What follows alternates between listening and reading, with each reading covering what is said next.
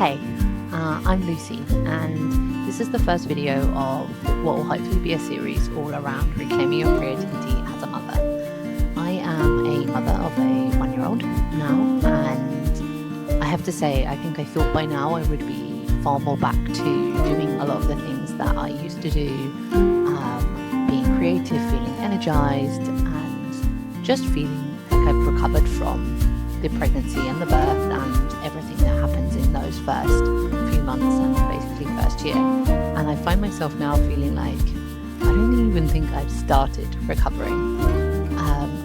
And because of this, I decided, okay, I need to change something, because otherwise you just keep doing the same thing, right? And eventually you realize you've been trying to recover for 5 years and you're still exhausted.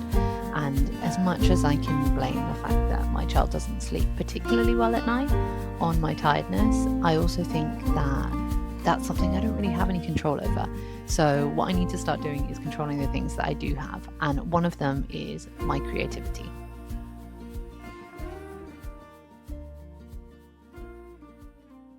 So I have a theory that actually creativity is not just a nice to have, it is perhaps the tool that we use to heal ourselves. So being depleted as a mother, feeling low in energy, low in time, frustrated, kind of not really sure who you are in those first kind of few months as you're figuring out the you that went into the pregnancy and then the you that is coming out after the birth with the child. And there's a lot to reconcile and very little space in which to do it. And I found so far in my life that when I really needed to figure something out, think something through, creativity was the tool that helped me to do that. So specifically, I've used The Artist's Way by Julia Cameron quite a few times throughout my life to help prompt that idea of creative recovery, which got me thinking that what if postpartum recovery, I guess, or this postpartum finding of self and even the physical side of the depletion that you feel as a mother could perhaps in part way be healed through a sense of creative recovery? Because we've just done this huge creative act, right? Probably the biggest, if not one of the biggest creative acts that we do in our life. It takes a lot to to build a baby and birth a baby.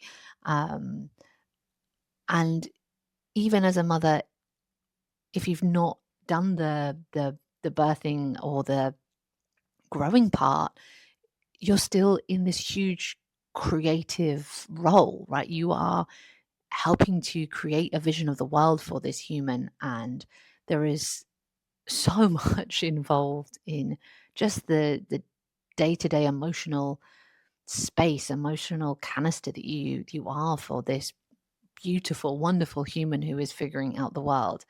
But that means, I think, that you've got so many more emotions to figure out yourself, and also your brain chemistry is changing and you're tired, and there's just so much going on. Um, and I've decided that instead of feeling like it's a failure to not somehow miraculously be where I thought I would be, or staying exactly where I am, which also isn't serving me, that I would try and tread this line in between of gently unfurling into the me that is now. I don't know if I want to call her a new me, but that understanding of who I want to be, where I am in my life now, and how moving into this new identity as a mother and how I synthesize that with all of the rest of the parts of me that I want to keep and love and show to the world and nurture. And so I kind of feel like I am going to kick off a new 12 weeks of the artist way type journey for myself. And I would love it if you join me, which is why I'm sharing this. But not the traditional artist way, because about 3 months in postpartum, I downloaded the audiobook of The Artist Way and I was like, this is what I'm going to do. It's great. And then you get into chapter 1 to the introduction at some point. Oh no, I think it's the materials, the second chapter. And she says, I want you to dedicate about 8 to 15 hours a week for this. And I don't know about you, but I don't think I've got a spare 8 to 15 hours for creative recovery. But I wanted to try and find a way in which I could do still kind of have a flavor of this, still kind of lean into the creative recovery and find that time for myself, but not worry about the fact that it needed to be this 8 to 15 hours and morning pages every day and an artist day every week, which just quite frankly don't fit into my life or schedule or the priorities that I have, all the responsibilities that I have right now. I guess this is kind of my own version, inspired by the artist's way, of leaning into how we use creativity to one, help us heal and recover those parts of ourselves that we want to put out into the world and synthesize them with these new parts of ourselves that we're learning about, right? And we're learning who we are as mothers, and put those together out into the world. I had this great metaphor for postpartum period, that it was a labyrinth, and the idea was that the birth was your kind of journey into the labyrinth, and after the birth, the postpartum was how you got yourself out. And the woman on the podcast spoke about how in Perseus and the Minotaur, this Greek myth, he lays red thread through the labyrinth to help him find his way out once he's gone in and killed the Minotaur. And I think creativity for me is this red thread. This is the thing that I am going to use to find my way out of this labyrinth. So if you are like me and wanting to amplify your creativity as a mother, or just find some healing through creativity and connection with self, then I would love you to join me on this journey. I'm going to kick off this week with the kind of introduction. So I guess this is the thought of what's behind it, and talk you through a few of the materials that I'm preparing for the journey, I guess. And then next week, we will actually kind of get started on a 12-week move through creative rituals and different ideas for how we can find space and time to connect with ourselves creatively, and hopefully use that as a way to continue to heal. So without further ado, the materials and stuff that I have is, I'm actually going to be probably reading through The Artist's Way, and I have it as a written book here, but I also have the audiobook, which I think if you're a mom, that is really useful because you can listen to it while you're walking around or commuting to work or dropping your kid at nursery or school, or, you know, breastfeeding, even listening to it, all of the many different roles and things that we have to do. So an audiobook could be a good version. You don't have to have The Artist's Way to join me to do this at all. I'm just going to be using it as my inspiration week by week. So I will share some of the things that come out of it. So you obviously don't need to have it, but if you are interested, I think it's well worth a read if you get the time. And I would say that's, again, it's something about, you'll know for you the time you have. Then the other two things I'm going to recommend is, one, a notebook for note taking, for kind of journaling and capturing thoughts.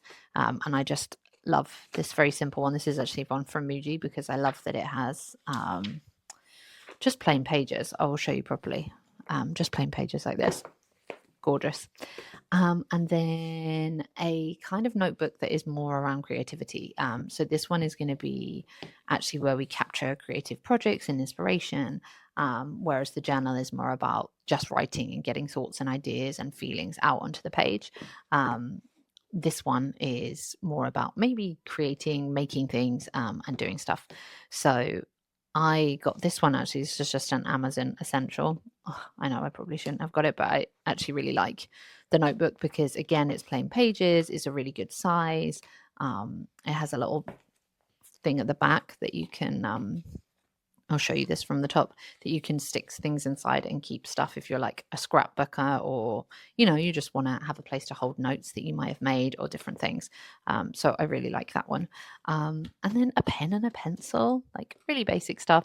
If you can find other things, like maybe you've got some art materials squirreled away somewhere, they might come in useful at some point, but I don't think you necessarily need them. And then the other thing that I want to talk about really quickly is, when it comes to tools and the things we're using, I think, one, just maybe starting a note on your phone is going to be a useful thing to do, because sometimes, let's face it, we don't have our journal to hand, or we're like nap trapped and all we have is our phone, and that can be really useful to have that space.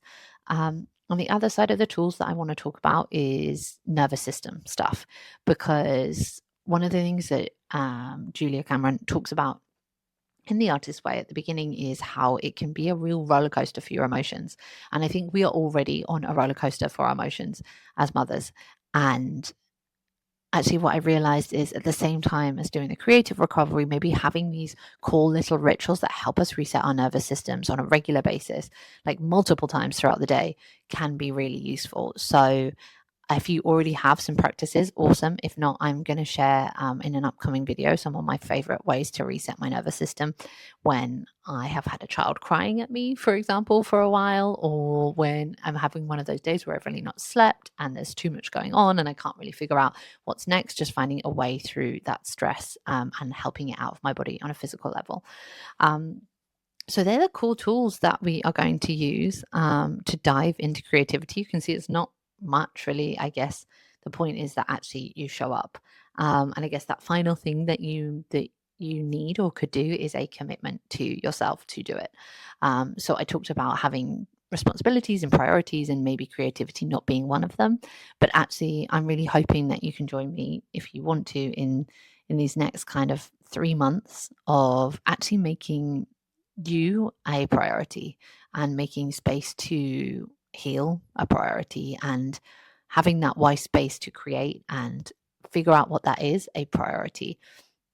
So here is one huge permission slip from a mother who is not figured any of it out but is trying to also take that time for yourself, because I think it's so true that when you're not at your best, the family will never be at their best.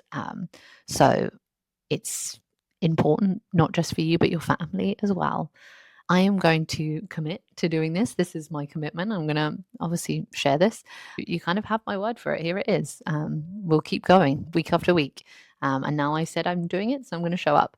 And if you want to join me, that would be amazing. Please leave a comment below and you can kind of share your commitment there.